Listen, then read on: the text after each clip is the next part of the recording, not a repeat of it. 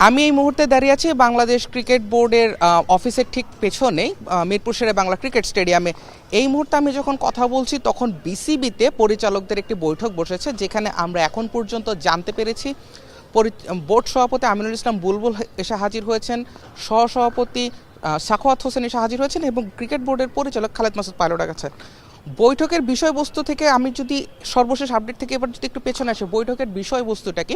বৈঠকের বিষয়বস্তু সম্পর্কে মোটামুটি অনেকেই জানেন। সেটা হচ্ছে Bangladesh cricket board, Bangladesh cricket team ভারতে গিয়ে বিশ্বকাপের ম্যাচগুলো খেলবে কিনা, নাকি শ্রীলঙ্কায় যাবে, আইসিসি থেকে বাংলাদেশের খেলাগুলো ঠিক কোথায় কিভাবে রাখা হচ্ছে সেই বিষয়টি আলোচনার জন্যই এই বৈঠকটা হচ্ছে।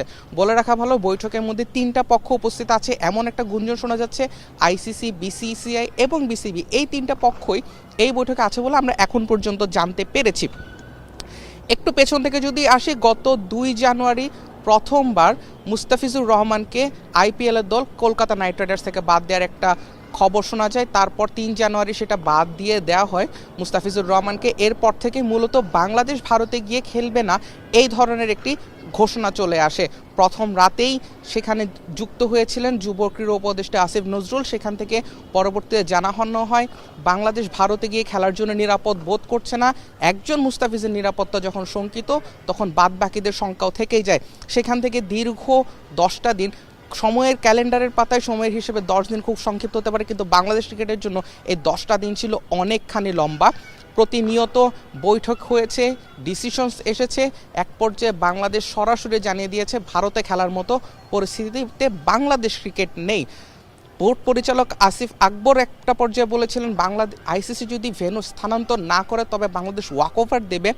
পরবর্তীতে সিলেটে আরেকটি প্রেস কনফারেন্সে বোর্ড সভাপতি আমিনুল ইসলাম বুলবুল বলেছেন ভারতেও বিকল্প কোনো ভেন্যুতে বাংলাদেশ খেলতে রাজি নয়। সবশেষ গতকাল আইসিসি সিকিউরিটি টিমের একটি প্রতিবেদন থেকে আসিফ নজরুল, বর্তমানের বাংলাদেশের যুব ক্রীড়া উপদেষ্টা, তিনি জানিয়েছিলেন যে ভারতে আইসিসি টিমের প্রতিবেদন অনুযায়ী ভারতে খেলার মতো পরিস্থিতিতে বাংলাদেশ দল নেই। সুতরাং শ্রীলঙ্কায় বিশ্বকাপ নিয়ে যাওয়া ছাড়া বাংলাদেশ ক্রিকেটের সামনে আর কোনো ধরনের অপশন থাকছে না। এই জায়গাটায় অনেক ধরনের গুঞ্জন শোনা যাচ্ছে, সেই গুঞ্জন কতটা বাস্তব সেটা নিয়েও একটা প্রশ্ন আছে। যদিও ভারতীয় গণমাধ্যম বারবারই বলে আসছে যে আইসিসি এবং বিসিসিআই কোনোভাবে ম্যাচগুলোকে ভারত থেকে অন্য কোথাও নিয়ে যেতে আগ্রহী না। তবে বাংলাদেশও নিজের জায়গাতে অনড়, যেমনটা শুরু থেকে বলে আসছিল, নিরাপত্তার প্রশ্নে এবং দেশের মর্যাদার প্রশ্নে কোনো ধরনের ছাড় দেওয়া হবে না। আরেকটা জিনিস বলে রাখা দরকার, এখানটা শুধুমাত্র ক্রিকেটারদের নিরাপত্তায় না, এখানে ফ্যানদের নিরাপত্তা জড়িত, এখানে সাংবাদিকদের নিরাপত্তা জড়িত। 2023 বিশ্বকাপে পাকিস্তান গিয়েছিল, পাকিস্তান রাষ্ট্রীয় মর্যাদা পেয়েছিল, কিন্তু কোনো ধরনের ভক্ত শেষ পর্যন্ত ভারতে ভিসা পাননি। সেই ধরনের অপ্রীতিকর যে কোনো ধরনের পরিস্থিতি এড়াতে বাংলাদেশ ক্রিকেট বোর্ড তার নিজের জায়গায় একেবারেই অনড়।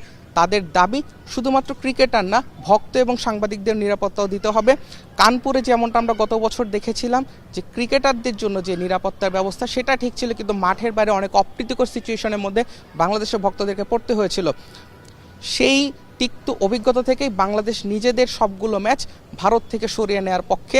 শ্রীলঙ্কাতে কি রেডি? হ্যাঁ, শ্রীলঙ্কা, আমরা শ্রীলঙ্কান গণমাধ্যম মারফত আমরা যতটুকু জানতে পারছি, শ্রীলঙ্কা ও বাংলাদেশের খেলাগুলো আয়োজনের জন্য পুরোপুরি প্রস্তুত। সুতরাং সব চোখ থাকবে আজকের এই বিসিবি বৈঠকের দিকে, যেখানটায় বাংলাদেশ ক্রিকেট বোর্ড হয়তো বা চূড়ান্ত একটা সিদ্ধান্ত নিতে পারে। আমরা যতটুকু জানি দুপুর নাগাদ এই বৈঠকটা শুরু হওয়ার কথা ছিল, কিন্তু এখন থেকে আমরা শুনতে পাচ্ছি বৈঠক শুরু হয়ে গিয়েছে।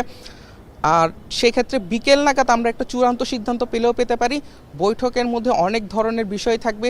ভেন্যু পরিবর্তন করা হবে নাকি সূচি পরিবর্তন করা হবে, আরেকটা গুঞ্জন যেটা ছিল বাংলাদেশের গ্রুপটাকে চেঞ্জ করে ফেলা হবে কিনা, সেই ধরনের একটা গুঞ্জনে কিন্তু আছে। সকল সম্ভাবনাকে সামনে রেখেই বিসিবিতে এই মুহূর্তে মিটিংটা চলছে, যেটা ফলাফল জানা যাবে আজ বিকেল নাগাদ। জুবায়ের আহমেদ এখন।